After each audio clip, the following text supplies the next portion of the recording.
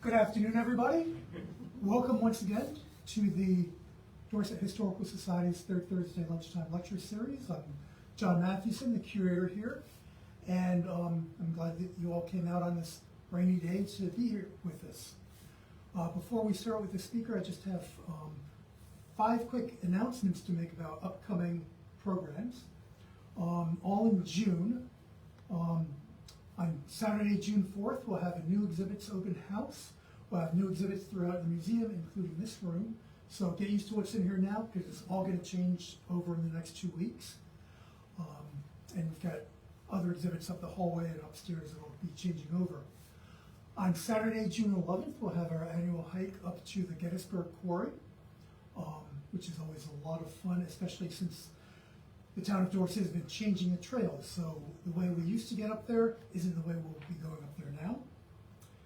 Our next Thursday lunch is June 16th, and it'll be Chris Smid, who is a slate quarry owner over in Poultney and Granville, and he'll be talking about the slate quarries of southern Vermont, their history and whatnot. He's been doing a lot of work on that. On Thursday, the 23rd, we'll be having a special presentation with Carl Searles, who's been here before. He'll be talking about the highways of southwestern Vermont, but it won't be at noon and it won't be here. It's a joint thing with the Dorset Library. It'll be at 2 p.m. on that Thursday, the 23rd.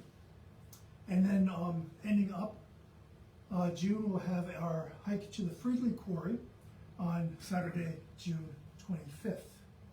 So now that you've all committed those to memory, let's start with the reason you're here today is to hear Lynn Blackwell talk about women's suffrage in Vermont. And I'm looking forward to it. Lynn's a great speaker. A little personal note, she was a member of the stellar graduate class of graduate school MA class of the University of Vermont back in 1989. There are 2 members of that class, I believe. I thought it was 1990, John. Actually, just to make myself younger, I think it was 1999. Well, in any case. There are 2 of us. She's the other one, or I'm the other one. And Paul Searles was around too. I don't know, he was a teaching assistant. He was later. He graduated. Oh, he was later, in the okay. 90s, yeah. So UVM, it was worth it for UVM to have a few of us go through. Yes. And both of us have pursued history careers ever since, very differently. Lynn went on to get her PhD from UMass Amherst and has been teaching women's history in community college ever since. And Vermont history too, yeah. And Vermont history. And she has written a biography, full-length biography on Vermont suffragette Clarina Howard Nichols, and numerous other articles on American women in history. So without further ado, I'll let her expound on that. Please welcome Lynn Blackwell. Thank you. Thanks, John. It was interesting. I walked in the room and I said, John, because I didn't know he was going to be here. So, but I remembered him. So, it's not all gone yet. But I'm really happy to be back in Dorset, and I say that because years ago my parents-in-law bought a house on West Road. It backs up to the Dorset Field Club, and so we had moved to East Montpelier, my husband and I, and they decided they would come up as well, and they settled here in 1980, and so I came down a little often, spent many weekends down here. My mother-in-law was an artist, late life artist, and she exhibited at the Southern Vermont Arts Center sometimes, so it's really nice to be back in Dorset. We're going to sneak up there and look at the old house. Okay, so I'm going to talk about votes for women.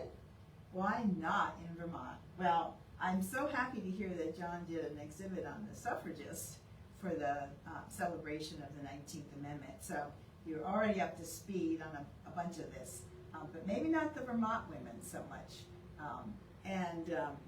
You see the dates there, the span it's not quite 1920, right?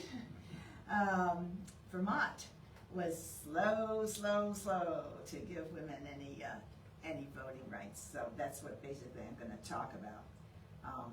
The title comes from this postcard that the Women Suffrage Association put out in 1908, and it was designed to highlight that fact that many of the women in the West, as you probably know, got the vote before most of the eastern states provided full suffrage rights.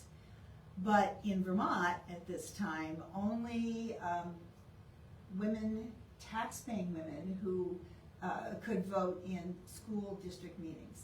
Well, you know how small those school districts were. There might have been, I don't know, how many were there in Dorset, 8 or 10? 14. 14, right. So there's not going to be very many women. And not only that, they didn't own any property, so not hardly any of them were taxpayers. If they were married, they didn't pretty much own property. So Vermont was not exactly in the forefront of this. I have a little timeline here to give you just a brief look at the chronology we're talking about. I'm going to talk about this issue of, what was the matter with Vermont and why was politics so resistant to the women at this point in time. We think of Vermont quite differently now as being in the forefront of a lot of these civil rights issues, but it wasn't in the late 19th century, that's for sure. So I'm going to tell the story using these 3 women who are suffragists. Now, Nichols I've studied extensively. She was before the Civil War, and she first began speaking about the vote in 1852. So we'll talk about her. And then Annette Parmalee is the next one. Now look at, she's not until 1907 when some action really started to happen again. And finally Lucy Daniels from Grafton. Parmalee was from Enosburg Falls in the northern part of the state, where Grafton is, and Nichols, of course, was from Brattleboro. So that's sort of the span here, and then finally in 1921, that's when Vermont ratified the amendment. Well, you know very well that your women in Dorset voted before that. So now I'm going to get into the reason that Vermont was so slow at this. It took, over 72 years for women to begin speaking about voting publicly, putting it in their first Declaration of Sentiments, which was modeled after the Declaration of Independence. This is Nichols. Until 1920. And of course that wasn't complete because black women in the South, Asian women, indigenous women, none of those women were really guaranteed full voting rights until 1965 with the the Voting Rights Act was passed. So most of these women who got the full vote were white women all over the country, but it was not all women. So here is Nichols, and she was a journalist. And as you can see, she was a very demure, typical 19th century woman, and she always presented herself this way. She doesn't look like a politician, but I can tell you one thing, Nichols really loved politics. And one of the problems she had, so she's born in 1810, one of the problems she has was it really wasn't appropriate for women to even write about politics. They could write in the newspapers and tell stories and write about domestic affairs, but to get into politics or partisan stuff was just not common at all at this time. So the first thing she began writing about, well, let me tell you, first of all, her husband was editor of the Windham County Democrat. And when she began helping him editing the paper, she wrote anonymously because, it wasn't really a woman's job to be editor of a newspaper. And so she began writing mostly about domestic affairs. And she presented herself very much like a typical 19th century woman who adhered to all the tenets of what they called the cult of true womanhood, you know, the domesticity and taking care of children and making sure the home was perfect and the city was beautiful. And then she decided to start writing about women's property rights because she realized that women who were married, like she had been, the editor, George Nichols of the paper, was her second husband, had no rights to their own earnings or to their own inheritance, and she had inheritance and assets. If their husbands were not good breadwinners, they couldn't support them at all. And many women were really left penniless. When their husband died, she didn't have custody of her children either. The children would be under the custody of her husband's brother or her husband's father, any of his male relatives. And so they had to sue for the rights to get custody to their own children. So this was an issue for her. And so she began writing about it. And she created a pseudonym. She called herself Deborah von Winkle. Well, we know that was key to perhaps Rip Van Winkle's wife, a country bumpkin kind of woman who had a lot of common sense. And she portrayed Deborah on the railroad, knitting and sitting and talking about what she called women's wrongs.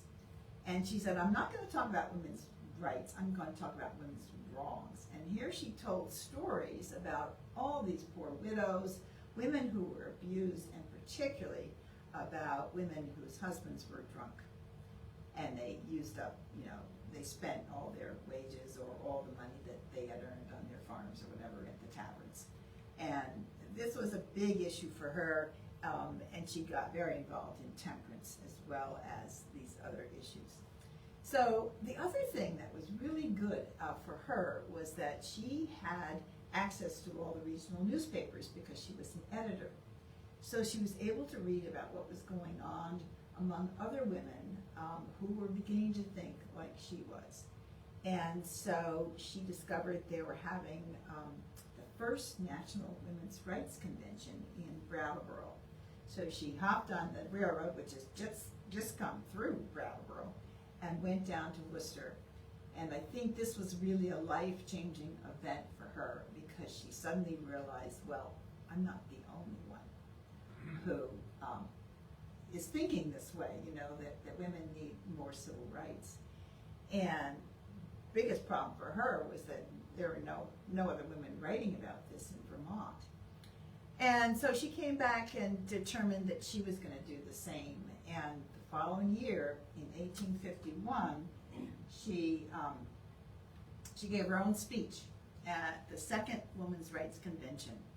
And the women there were really enthused about her presentation because she was great. She really got the audience attracted to what she had to say. And of course, it was a friendly audience at that point in time. But during the 1850s, for a woman to speak in front of a mixed audience of men and women sitting together was also a complete innovation. Many of the churches that she wanted to speak in eventually refused to sponsor her because it was not appropriate for a woman of her status to be speaking to a mixed audience, only an audience of women. But, of course, this was a friendly audience at the Women's Rights Convention, and she was very well received. They liked her speech so much they printed it up in this pamphlet as one of a number of women's rights tracts that circulated all over the Northeast during this early period before the Civil War. And so Nichols argued in this speech that a motherhood was a sacred duty, and without any rights to protect herself and her children, she was helpless. And that was her main argument. Now, this was an argument that comes from what we think of as women's special characteristics in the early 19th century. They described the differences between men and women as being in separate spheres. The women were in the private sphere and the men were in the public sphere. And women were to stay in that private sphere, which is the reason they weren't supposed to get into politics. And so she wanted to bridge those two, and she thought one way to persuade people was that to take that special idea of motherhood and explain why she also needed civil rights based on her special role. Now that was not the same as what this woman was arguing, and this is Elizabeth Cady Stanton with one of her 4 children. As you may know, she wrote the Declaration of Sentiments in 1848, and she was arguing, of course, that women were equal to men. That, and that's why she chose to model it after the Declaration of Independence. Women were not represented. They shouldn't be taxed if they're not represented. So she and Nichols had very different strategies, and that's one of the things I wanted to highlight, is that these women all had different takes on how to go forward with their arguments to persuade men to open up the franchise to them. And but she looks just as motherly as Clarina Nichols, but she was notorious in the movement, and she was really in the forefront of the ideology of the women's rights movement. Elizabeth Cady Stanton, Susan B. Anthony, and Lucy Stone were the 3 women at the time that Clarina Nichols got to know, and particularly Susan B. Anthony. She remained a real lifelong friend of Susan B. Anthony's as they went forward. This is the Declaration of, oops, what did I do here? Next, okay. Declaration of Sentiments, and you can see Elizabeth Cady Stanton there is one of the authors. It's just the first clause. And Frederick Douglass. He was the only man on the committee who wrote it, but he was there, and he was very much supportive of the whole women's rights movement. And I want to make a note of the fact that during this period, the black women and the white women worked together because they were both working on abolition as well. And this was a time period when they were working for universal rights. But of course, after the Civil War, everything changed. And the movement really got riddled with divisions and contention. And the white women, particularly Stanton and Anthony, fell into a sort of racial argument and rhetoric that was very nasty, and today appears to be quite racist. So, but before, they were all working together. So you can see how the movement shifted during the course of the long 19th century. The idea that women would get into politics was the problem. And this idea that women would go into politics would mean that they might compromise their superior morality. You know, this idea was that women were out of public life, and therefore they were more moral and more virtuous.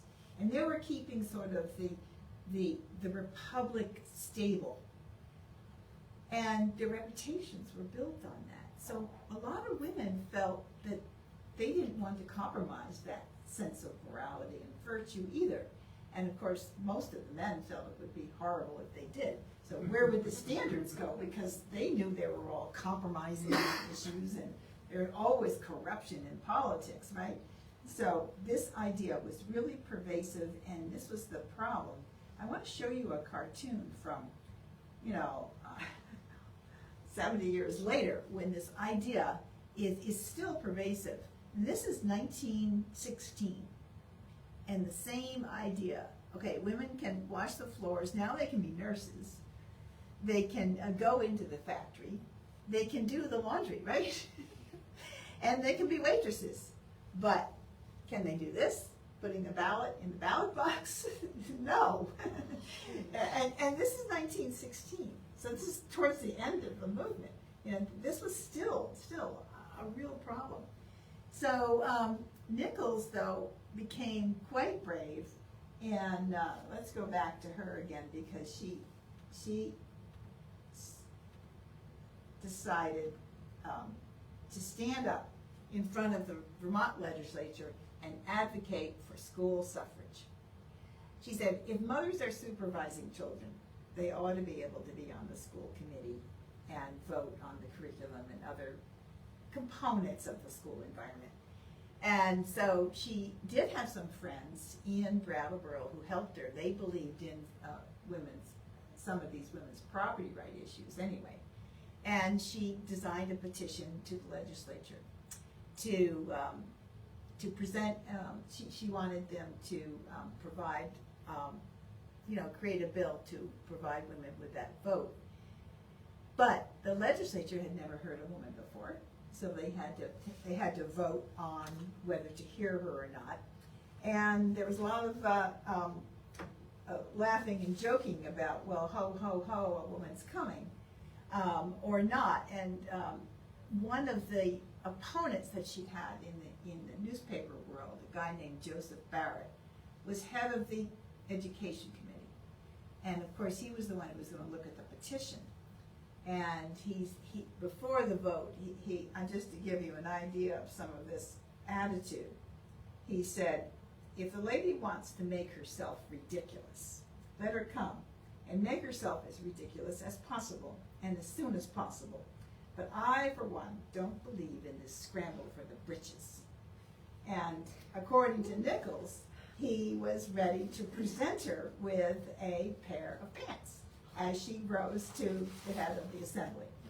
Well, this was going to be political theater, right? So the lawmakers were all for it, and they agreed to hear her. But this is how she presented herself.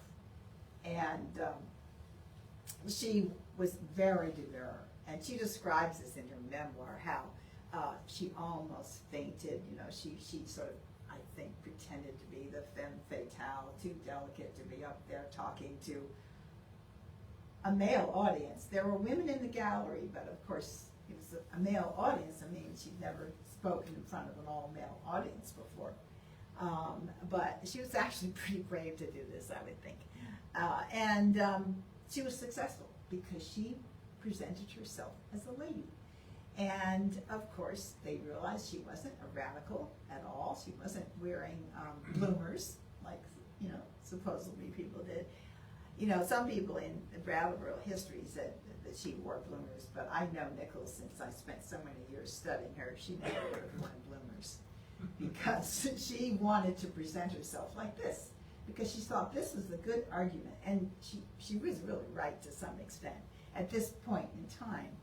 And so Barrett finally came around, and in the end he said, in spite of her efforts, Mrs. Nichols could not unsex herself. Even her voice was full of womanly pathos. Well, this is what Nichols remembers, so you have to take it with a grain of salt, but I think he did come around to accept the idea that she was not as bad as he had thought she might be. But it was a common form of ridicule that really persisted, that women were going to wear the pants. And of course, in a binary world, if women wore the pants, men were going to be home, trying to feed the babies. And it just didn't sound right to most men. And so this persuasive belief that men and women lived in separate spheres was a real problem, because it was not only men who thought this, it was women too. A lot of them were just thinking this was not something I was going to do. In any case, Nichols went on, and she really argued effectively. She went around New England speaking about women's property rights, temperance, and occasionally she talked about voting, but not often. She was slow compared to some of the other women to really be forthright with her idea of voting, at least in the Northeast, where it was a newfound phenomenon. And she said, I want to have this power because I don't have the power that belongs to me as a mother. And that was a pretty cogent argument for her to make. But she decided that Vermont was not the place she was going to make her mark. because she got involved much more seriously in anti-slavery. So she went out to Kansas, and with the New England Immigrant Aid Company from Boston, she was one of that group that went out there to ensure that Kansas would be a free state rather than a slave state. So this was 1854, just prior to the Civil War. Things were really, sectional at this point in time.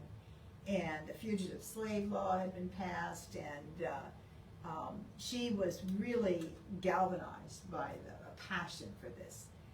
So she went out to Kansas, and she was actually quite successful out there. I want to show you a picture of the way she looked when she was out there at the end of her Vermont career here. No, that's the cartoon. Here she is. So she looks a little different, right? So she was radicalized out there herself. She got more and more into abolition and also women's rights. And what I had learned about Nichols years and years and years ago. And then I got contacting people in Kansas because I wanted to find out about her. And oh my gosh, every historian out there knew about Clarena Nichols. Hardly anybody in Vermont knew about Clarena Nichols, because she was called the mother of Kansas. She was really important in those early years. She was invited to speak at the first Kansas Constitutional Convention in 1859, and she was responsible for a clause in the Constitution that was ratified, still in the Constitution today, that provides for full property rights for women, custody rights of their children, and equality in all school affairs.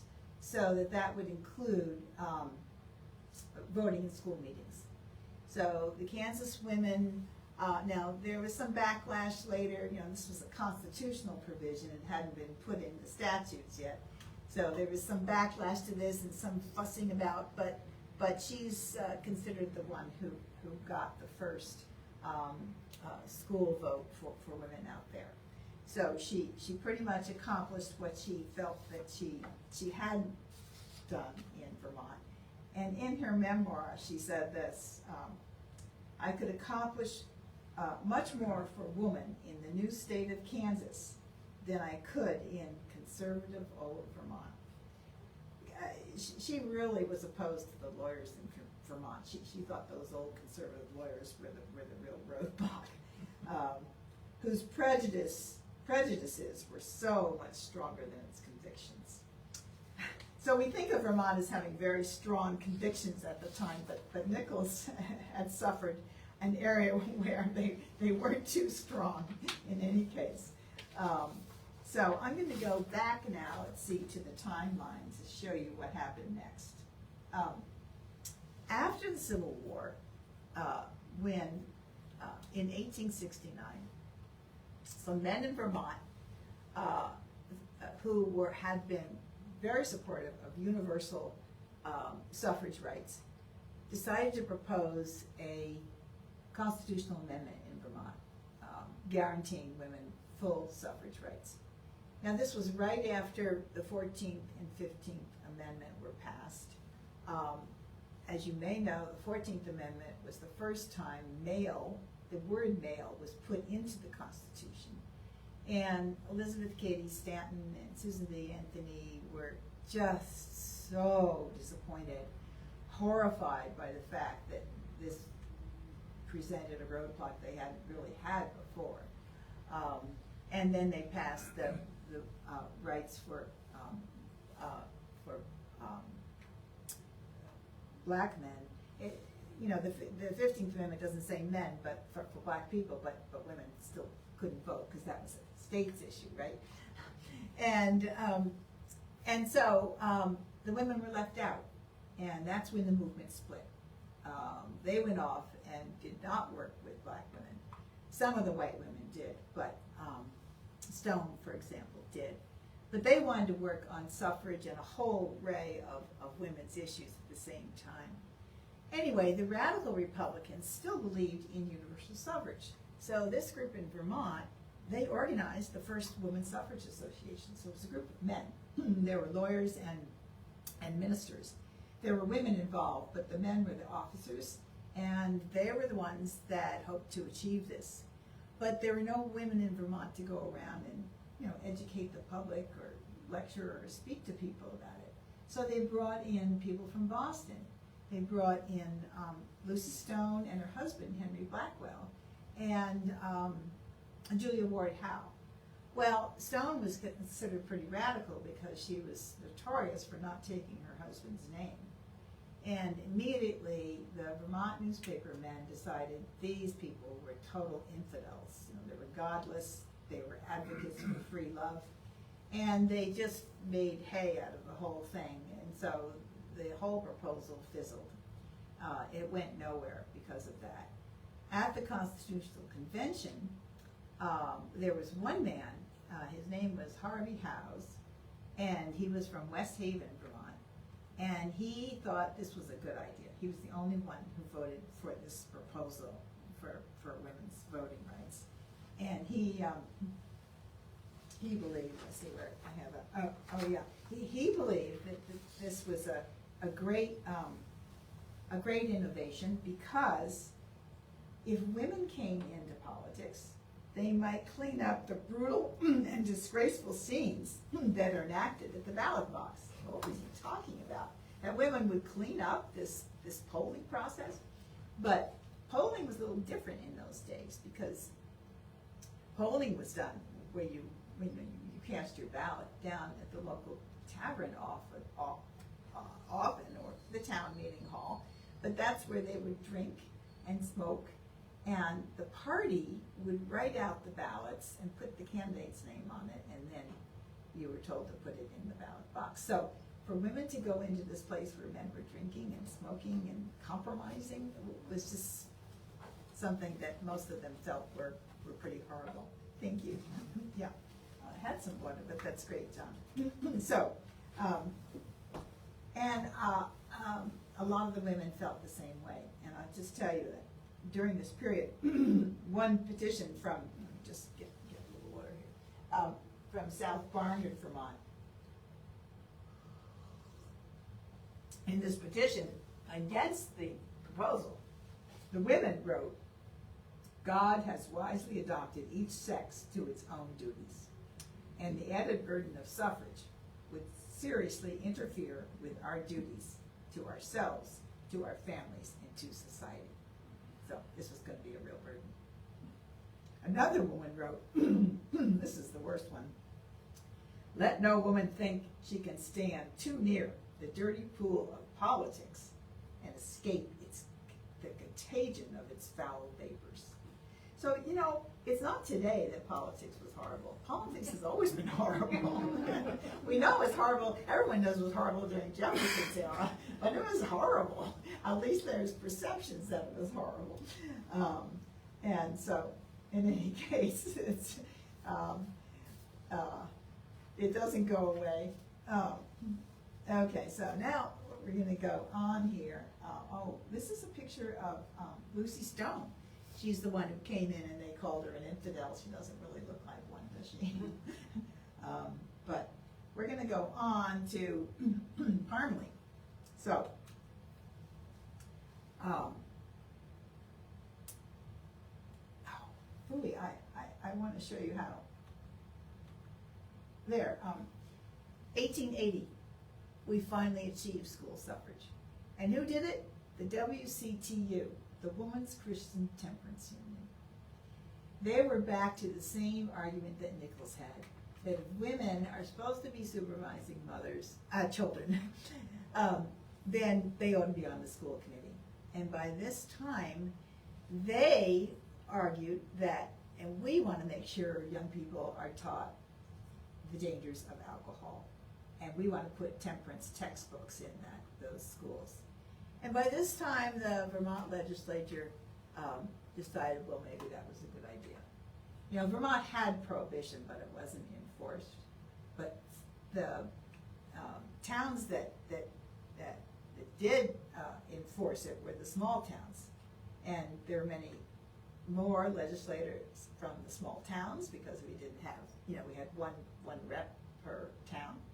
and they wanted it, even though in the commercial cities it was not enforced and there was a lot of drinking going on. So, in any case, the WCTU were the ones that attracted the most women in Vermont. Prior to this, there were hardly any women who were involved in the suffrage movement, and that was Nichols' problem, and it's the problem of Annette Parmalee and the problem of Leslie Daniels as well. There's just not enough support from the women in the state for them to feel that they had a critical mass of people who could spread the work and go around and educate people about why women needed the vote. So that was one of the big problems that Vermont had, and all these women had it.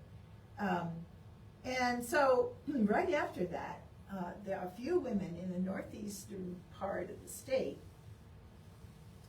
organized, again, the Vermont Women's Suffrage Association, and they began proposing this bill, the municipal suffrage bill, to expand the school district voting to everything on the town meeting ballot, to town and the town, officers and so forth. But it went nowhere, and they submitted every year. You go down here, we're already down to 1907 before anything exciting happens, when my friend Annette Parmalee comes on board.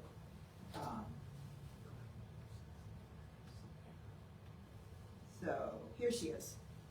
So she's just as motherly as the others, but she's the early 20th century. She came from Enosburg, and she was another. All of these women were white and middle class, and they also had the support at home. Her husband was very supportive. Nichols' husband was very supportive.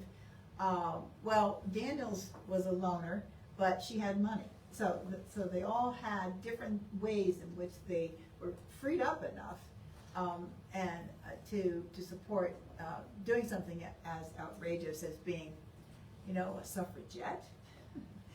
By this point in time, the first thing Parmalee had to do was to prove she was not a suffragette. When she started working as the press secretary for the Vermont Equal Suffrage Association, she was the most energetic suffragist I've encountered. She was just so busy. She wrote letters to the editor, she wrote columns, she did speeches, and she hung out at the legislature. And so they began calling her the suffragette hornet.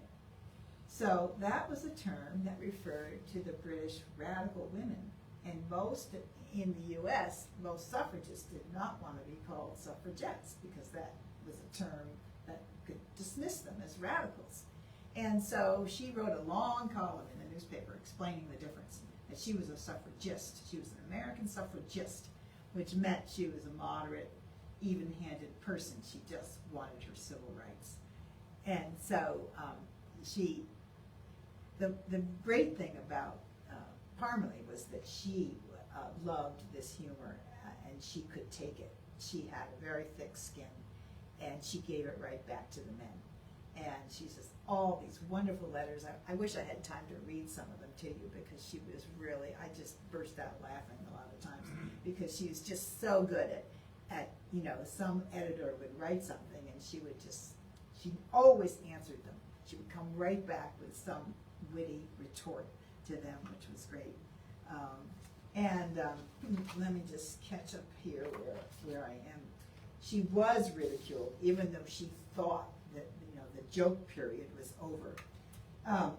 And she put forward any argument she could get. So this is, this thing keeps doing this, okay. This was the same argument I mentioned before. Here she's trying to give a speech in Windsor County, come to the Equal Suffrage Convention. But the argument here is, if you want good government and civic improvement and good education, because if women get the vote, they're going to give it to you, then come hear what we have to say. She's not talking about, if you want the vote. She's talking about the results of women coming into the voting sphere. And this is that same argument that women are really more moral, and they're going to focus on the things that we all care about, good government and not dirty politics. And so that was one of her arguments. But she was famous for putting forth any argument that she could find. And this is a pamphlet that she, oops, come on. Get this thing to work right. A pamphlet that she created, 17 Reasons Why Women Should Vote. So in the first column, she's got those arguments from the Declaration of Independence. You know, we are equal, we shouldn't be taxed without representation. And so she really wanted to go back to that argument that women were equal. They were people and citizens just like men. And that was the main thrust. But she didn't mind doing what was in the second column, saying that if you give women the vote, there's going to be more native-born women, smarter women, women who are educated. And so these were sort of the quasi-racist arguments against, you know, women who weren't of the same ethnicity as the white women. Even though she wanted all women to vote, she fell into some of this too. And this is, to give you an example of the racism in the movement, I got this, this was, come on. It's not coming over there. This is actually from Life magazine. It was a cartoon. Woman is not fit for the ballot. Well, this was you know, a pro-suffrage argument, pro-women's suffrage argument. And they're just showing all these men, these sort of degraded men, right? They're either, there's an Irish, you know, one of the political tribe in the cities controlling the vote. There's a former slave, there's someone who had been in prison, there's a black man, there's all these snakes, right? that they're voting, but white women aren't voting. So that was the kind of rhetoric that was just rife throughout the movement in the late 19th, early 20th century. And so it is unfortunate for us to see that today. But Parmalee was really more likely to talk about this. Woman's place is in the home, yes, but how about women who must work to have a home? So she wanted working class women to be the same. You know, they were out working outside the home, and they needed the vote in order to, you know, protect their wages, to raise their wages, and so that was one of her most important things. But the ridicule did get her, and she, at one point, you know, the legislature puts on this mock session sometimes where it's a satire session where they all make fun of each other. So in 1911, they were doing this in January, and one of the representatives, the guy from South Londonderry, he came out onto the podium dressed as Annette Parmalee. And everyone recognized her. And he pretended to be Annette Parmalee, who was, you know, advocating for suffrage. And Parmalee was sitting in the gallery, and everyone, of course, was laughing hysterically, and so was she. She really thought it was quite funny. And here's another example of that kind of thing that was still going on. This is from 1912, and this is a Waterbury parade on the 4th of July. And you see there's some suffragists there, down with the tyrant man, vote for women. Well, they're not women. You know, they're men, and they've got their suffrage outfits on. So they were still making fun of women for suggesting this idea, you know, that women should vote. But Parmalee did this. She went and designed her own program, doing a gender reversal. And this was put on in Bristol, Vermont. And Mrs. Annette Parmalee was the Speaker of the House. And everyone was supposed to come prepared to look pleasant.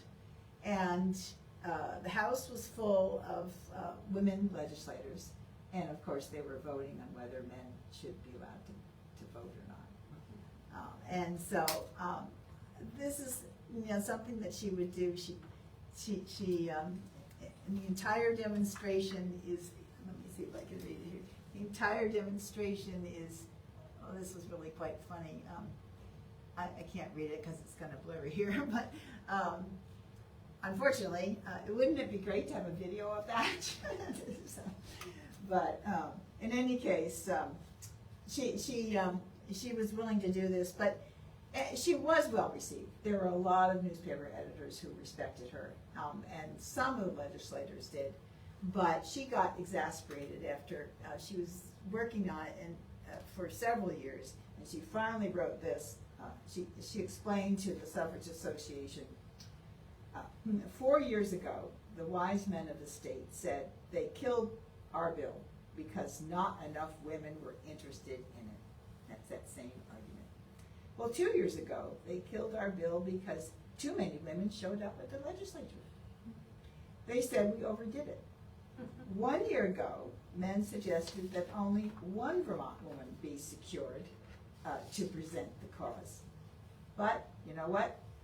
Our bill met the same fate because they said women don't get out to vote at the school meeting. So she promptly told them they don't because they don't own any property and they can't vote because only tax-paying women could vote.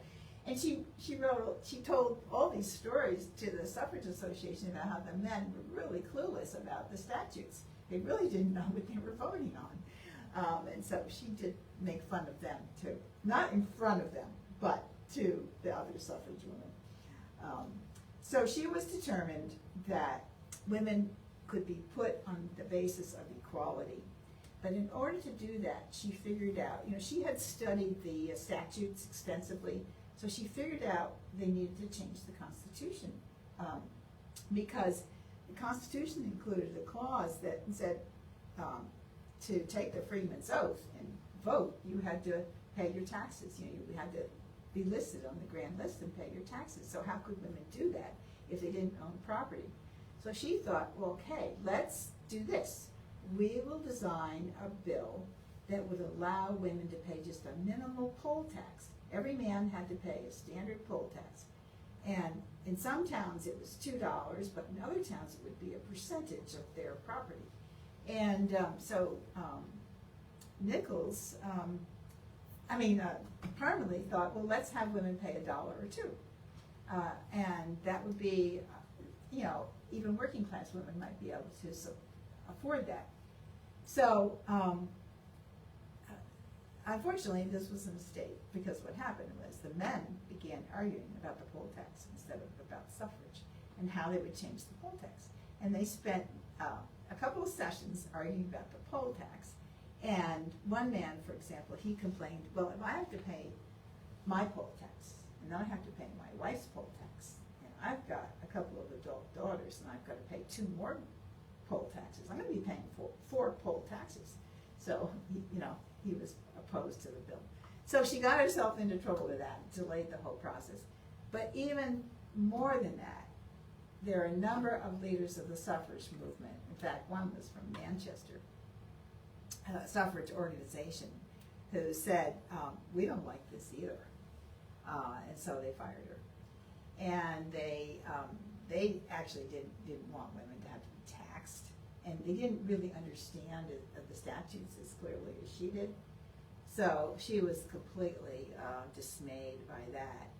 And they then presented the same bill they presented before, which would have only allowed tax-paying women to vote. So she was extremely frustrated. She was always gracious, though. In fact, she wrote the head of the association, trying to explain herself clearly. And so she, for a time anyway, she had to do something else. But she comes back, I'll tell you in a minute. But I do want to get on to another woman who was furious because of this, and that's Lucy Daniels. And she had gotten involved. She was down in Grafton. Now this is a picture. See, she was born just a few years before Parmalee, so she's just a little bit older than Parmalee. Unfortunately, I don't have a good photo from the time period, but this is from the 1880s, and so she was in her in her 30s, I guess, at this point. And she was a single woman, and she had a lot of wealth. She had a lot of real estate. So she wrote Parmalee, and she said she was furious at the fact that the women had just submitted the same old bill again. And she wrote Parmalee, and she said, this was a power grab on the part of an aristocracy of women voters who just want to hoodwink the public that all Vermont women would be able to vote if this was passed. So she took it personally, but she was a taxpayer. So what she decided to do was to protest paying her tax by not paying her taxes. And so she refused to pay her taxes, and the selectmen in Grafton decided to auction off her property. And yeah, and this was really notorious at the time. So all the papers wrote stories about this, and she became known all over the state for having protested the fact that she was a taxpayer, but her representative had voted against the suffrage bill, so she wasn't going to pay her taxes, she said, until he changed his vote. And she came into the movement when the movement was really changing in the 1910s. A whole bunch of younger women were coming in, a whole new generation of suffragists, women from working class backgrounds were becoming involved, and they changed their tactics. Instead of staying at home, they went out into the streets. And this is an example of what they would do. This was called voiceless speech. They would stand up on, she's on a chair. This is a woman at the Vermont State Fair in 1912. And they would be out in public talking about suffrage. But a lot of times they would just be holding the banner or something. And that was considered a voiceless way of putting forward the idea. Women weren't supposed to speak in public, but they could stand up and hold placards. So this is the beginning of a big change in the movement. And shoot, don't do that, right? That's the problem. I clicked the wrong way. There we go. No, there we go. This is what Daniels did. This is her voiceless speech. A square deal, votes for Vermont women. And she put it, we have a photo of this. This is 1911. So she wrote this on one of her buildings.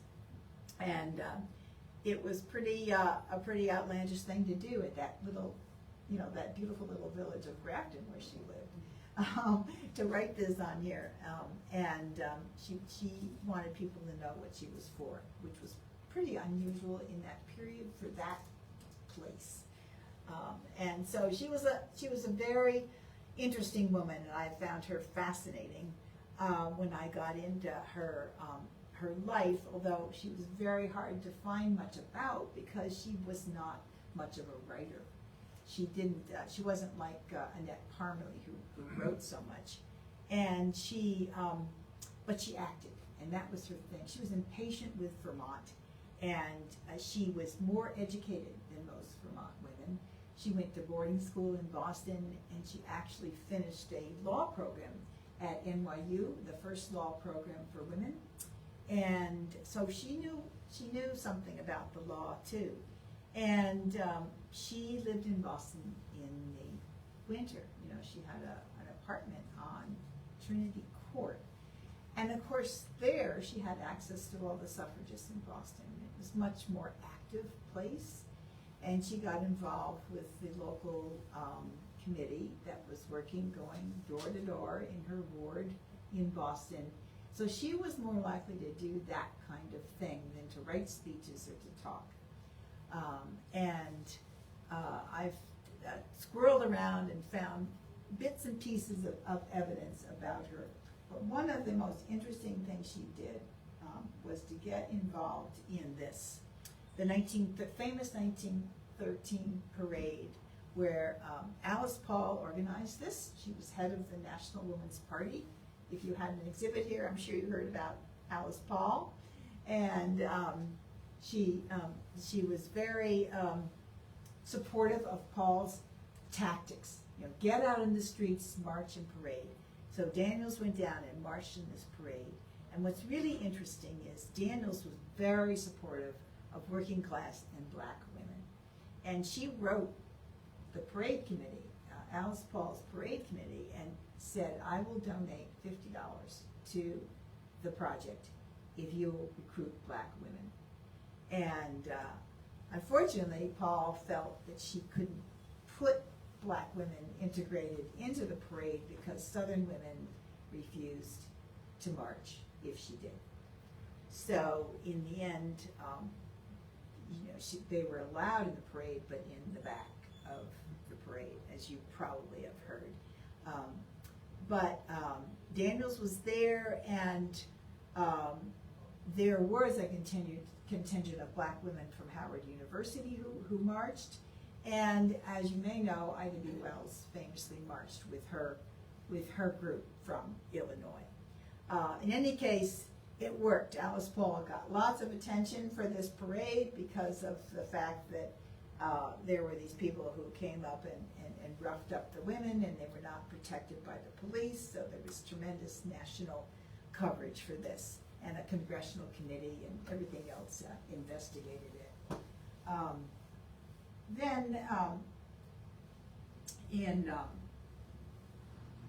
going to get a little ahead of the chronology unless I tell you this, that Daniels was going in this direction. Meanwhile, back in Vermont, nothing was happening, except Parmalee finally got back to the legislature, and they allowed her to present her proposal. And she achieved municipal suffrage for women in 1917, and the women were allowed to pay $1 in poll tax. So, interestingly, she was the one who really triumphed in that, and a few women began registering at that point to vote in town meeting the following year. So that was going on. Meanwhile, this was happening, and in 1917, Daniels was down doing this. She was one of the silent sentinels, the women who stood in front of the White House and protested the president's inaction on the 19th Amendment, which was at this point in time called the Susan B. Anthony Amendment. And they wanted to embarrass him. Mr. President, how long must we wait for liberty? And what will you do for women's suffrage? And so they were roughed up by what they called rowdies. They were charged with disorderly conduct, put in prison, and as you know, many of them went to jail and went on hunger strike. The worst one was this night when they were sent to this workhouse in Virginia, and Daniels was one of them, and who experienced this horrible night of terror, as the suffragists call it, when the women were abused. And they were released in about 10 days or so eventually, because Alice Paul had been on this horrible hunger strike. She was really wasting away. And Daniels went to jail 3 times in Washington, D.C., and then finally she also was imprisoned in Boston because she got together with the Massachusetts group of the National Women's Party and protested Wilson when he was coming home from the peace conference at the end of the war. So she really did her stint in jail, and I'm going to show you a picture of her that was done, a portrait done by a friend of hers. Gives you a little more idea of her radicalism, the way she might have looked perhaps in the late 20s and 30s at that time. She came back eventually to Grafton every summer and lived there, and didn't die, I think, until 1940s. What I had on there, 1947 or 49. 49, yeah, right. And but she persisted in a lot of different reforms. She was really a progressive, a supporter of the Progressive Party at the time. And so that was one of the problems in Vermont, that at the end of this period, politics came into the problem, and the Progressive Party was threatening to erode the dominance of the Republicans, because you know the Republicans were the dominant party at this time. And so it was pretty much a stalemate on the suffrage issue, because it was coupled at that time with Prohibition. And Prohibition was still a big issue in Vermont, because the governor, Percival Clement, was very opposed to both issues. And so he refused to call the assembly into special session so that Vermont could be that last state to ratify the suffrage amendment. Maybe you had some of this material in the exhibit, but the women were furious that he wouldn't call the legislature, because they had gone around and gotten legislators to agree that if they got into special session, they would vote for the thing. But he refused, and they created this really quite famous in Vermont march. The suffragists' final drive for Clement, 400 women were gathered in Montpelier, which is a lot of women for those days. And this was one of the first protests of that size in Vermont. They marched down State Street, up the steps of the Capitol, to meet with Clement. And this was in a big, terrible, one of those April storms where it's kind of snowing in the countryside and raining in the city. And he didn't budge. He refused. And so that's why this woman finally was the one who did it, Edna Beard. She was our first legislator. She was in the legislature in 1920, because all the women had already voted, but Vermont had not ratified the amendment. And she was from Orange, and she actually got up and spoke on the amendment. So that sort of, you know, Vermont was conservative in the late 19th century. If you want to find resources more about the whole Vermont movement, you can go to this website that we created for the suffrage centennial in 2020.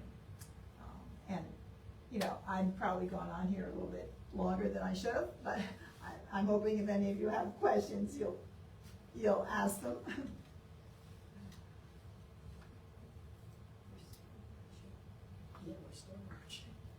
Yeah, well, we're doing more marches now than ever, aren't we? Yeah, and politics is still nasty. Right. The fights over the Prohibition were really pretty rife in Vermont too. So the two issues were really all entangled together, and the men were afraid if the women got the vote, they would all vote alcohol out. Of course, the 18th Amendment, you know, it was already approved, ratified by that point. But I think some of the Vermonters didn't realize how it would be implemented. And when they passed the law that implemented it, then, oh, they're really going to restrict everything. So, in any case. Well, I'm so glad to be here and to have given you some insights into the Vermont women. Yes, thank you very much. Just as a reminder, our next event is June 5th, open house for new exhibits. One thing that will be definitely about women's history in a way will be a exhibit in the Venetian Red Room on Emily Hitchcock Terry, who is a fern collector who made Dorset world famous for ferns. You want to find out more? Come on back. And so refreshments in the other room to continue the conversation. And there is one personal question I'm really dying to know. Len and Sheila, do you know each other? if I've got this right, the house your in-laws bought at the corner of Church Street and West Road is where Sheila grew up. No. Oh, it's not the corner. It's not the corner. Oh, it was in the corner. No, Oh. no, it was the next, two down from the one, the corner is the old one. Yeah. Yeah, yeah. No, it's 2 doors down from that. Okay, sorry about that. Yeah. Well, good for you though, John. Yeah,